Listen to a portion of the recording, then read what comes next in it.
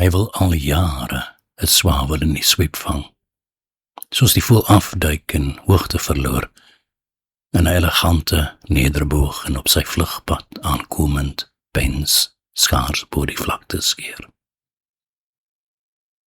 Hy wil inhalig die dun winde van die swavel, die aarde se ronde wang, die kantel, die salig van die vlakte, in sy palm vang. Hier kom die voël, met 'n spoed, met bedoeling. Jy weet nooit of jy moet kus voor die spits van swart oogies, die skerp gesig, die volmaak gesnede vlerke, uit die wind gekerf. Hier kom hy. Al om hom daagliks, op die paadjie.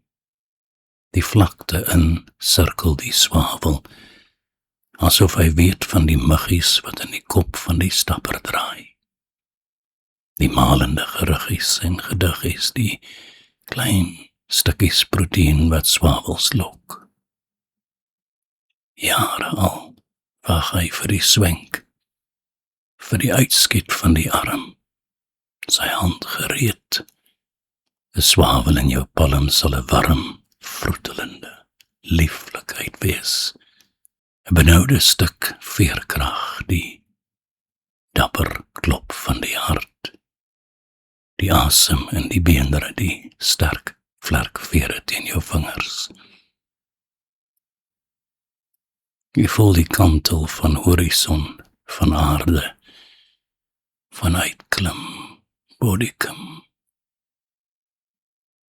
So stap hy middag na middag op die uur van die insekte, en dan hesperies begin die muggies brom, en is hy in geding met als, en met sy voetpad.